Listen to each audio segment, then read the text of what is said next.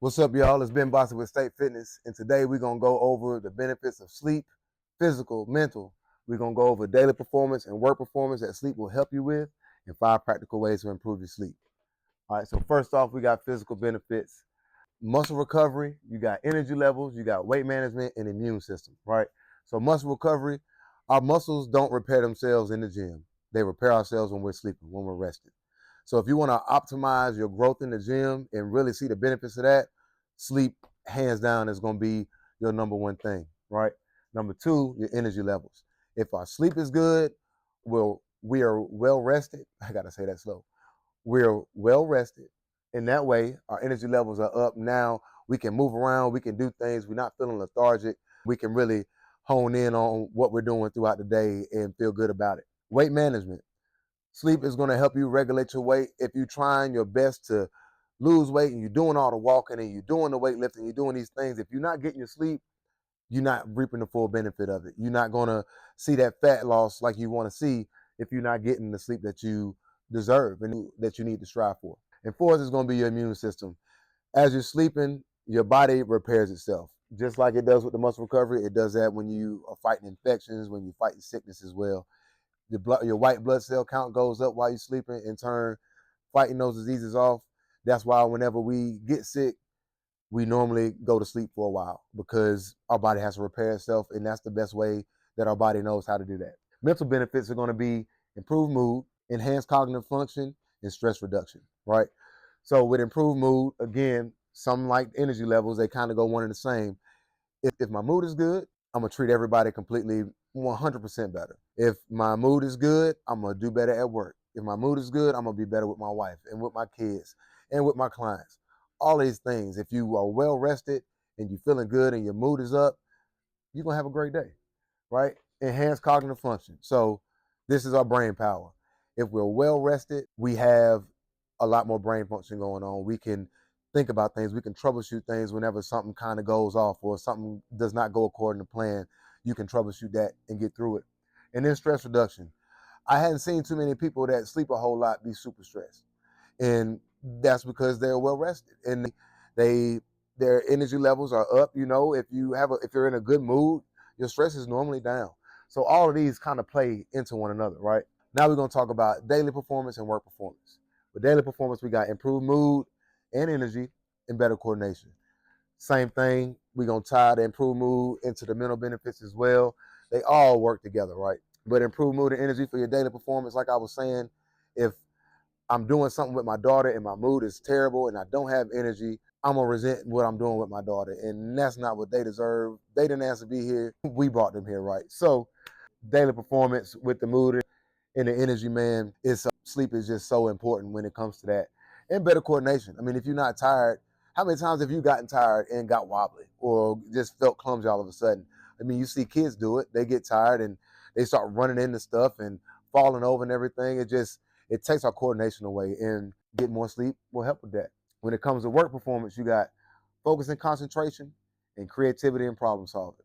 Again, walks into the mental benefits, right? And of course, work is more mental than it is physical, depending on what you do. But we want to make sure we focusing and concentrating throughout the day. And if we don't have enough rest, we can't do that. So it's going to help us to really hone in on what we're doing, really to pay attention to what we got going on and get the best results we can out of that. And then we got creativity and problem solving. And I don't know about y'all, but I've tried to be creative at nighttime when I'm about ready to go to bed, and it always fails. But when I wake up in the morning, it's like a light switch went off, and I can just do something like that. And that's just because I'm rested and my mind isn't racing. Or I didn't have all these things going on throughout the day to kind of deter me from that. But when you're well rested, your problem solving and your creativity goes through the roof. So I want to end y'all with 5 practical ways to improve your sleep. First one, we got creating a consistent sleep schedule. Now, that doesn't mean that you need to be going to bed at 7 o'clock, 8 o'clock. Everybody's schedule is different. Some people work first shift, some people work during the daytime. But what we need to be is consistent with that sleep schedule, whatever it is. So if we want to go to sleep, say I got to be up at 4:30 in the morning, right? My bedtime is between 9:30 and 10 every night. If I miss that, I always can tell the difference the next day, right? Number 2 will be optimizing sleep environment. And that just means that we need to be cutting off screens for the most part. right? Making sure that we're in a dark place. It's a dark place. It's pretty cool. You know, we don't want to, when you're hot, you can't get comfortable and sleep. You want it to be, you know, room temperature, maybe a little bit cooler, right? And turning those screens off, man, and keeping your mind from racing is such a big deal. People don't talk about it enough. They always talk about, you know, waking up in the morning, but we don't never talk about how to get to sleep. So turning those phones off, man, and keeping your mind from racing, and maybe even opening up a book or just meditating or praying at that time is going to be great for you. Pre-sleep routine, what I was just talking about, you know, prayer and meditation and all that good stuff, that can be put into a pre-sleep routine. For me, my pre-sleep routine is to turn the lamp off, go brush my teeth, get into bed. That's my sleep routine. I don't really do much more into that. But if y'all got any questions about my sleep routine, feel free to reach out to me.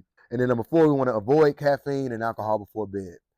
Caffeine is kind of a given because we know that that's going to boost you. You know, that's going to boost you. That's going to wake you up, get you going. But alcohol, a lot of people like to drink alcohol in order to get to bed, but it doesn't give you the optimal sleep that you need. You won't get into REM sleep. You're really restless when you have consumed alcohol right before bed.